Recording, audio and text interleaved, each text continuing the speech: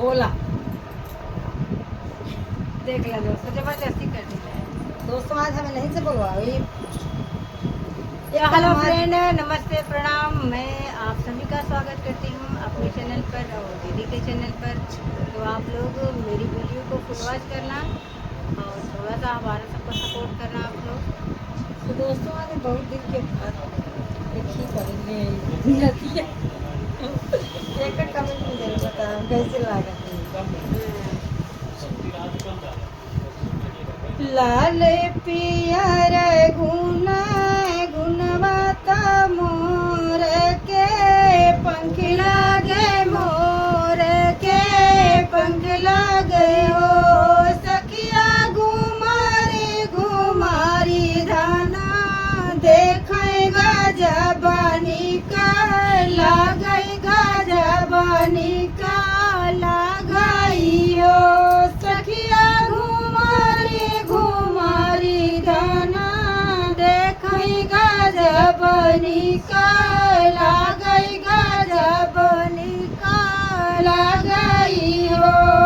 बहरे से आए जब पियवा तो धाना से पूछे तो धाना से पूछाई हो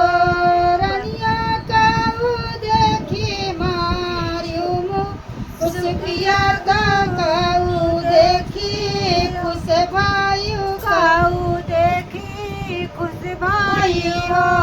नाला काऊ देखी मारियो मुँह सुकिया काऊ देखी खुश भाई काऊ देखी खुश भाई हो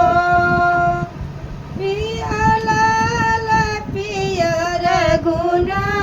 गुनवा का मोरवा के पंख लागे, मोरवा के पंख लागे हो पिया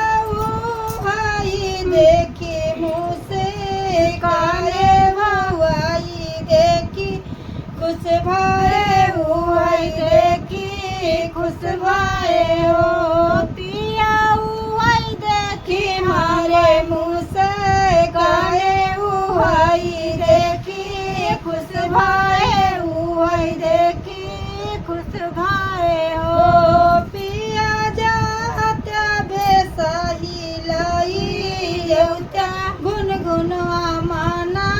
मोहय गुनगुनवा माना मोहय हो पिया जाय बेसही लाई येउता गुनगुनवा माना मोहय गुनगुनवा माना मोहय हो रनिया हाटिया बजरिया बड़ी दूर चलत पाऊँ दर्द कर चलत पाऊँ दर्द करियो रनिया हाटी दे तू गोदी में लालनवा गुनगुनवा लगे औ बाई गुनगुनवा लगे औ बाई हो रनिया होई दे तू गोदी में लालनवा गुनगुनवा लगे औ बाई गुनगुनवा लगे औ बाई हो रनिया बाई ठौना लादी पालंगिया पालंगिया बाहिनी दारे वजवा बाहिनी दारे वजवाई हो दाना पाप मुरे ठाड़े दू वरवा गुनगुनवा कैसे लौबाई गुनगुनवा कैसे लौबाई हो दाना पाप मुरे ठाड़े दारा वजवा गुनगुनवा कैसे लौबाई गुनगुनवा कैसे लौबाई हो नहीं गारे छोटा भक्ति जवाना गोदिया में लालनवाना गोदिया में लालनवाई हो धना पूछे लगी माइया हमारी गुनगुनवा के रे खेलिए गुनगुनवा के रे खेलिया हो धना पूछे हरी गुनगुनवा के रे खेलिए गुनगुनवा के रे खेलिए हो पिया छोटा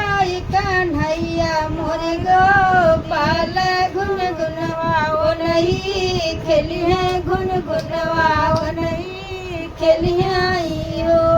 पिया छोटा लड्डू गोपाल गुनगुनवा ओ नहीं खेलिए गुनगुनवा ओ नहीं खेलिए हो।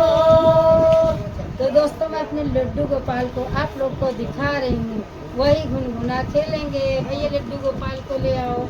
हम अपने लड्डू गोपाल को दिखा देते हैं दोस्तों। ये हमारे लड्डू गोपाल के लिए गाना है,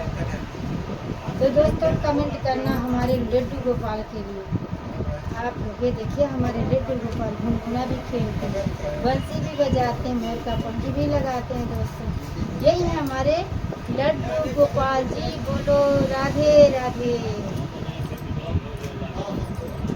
ये है हमारे लड्डू गोपाल जी, आप जैसे मुरली मनोहर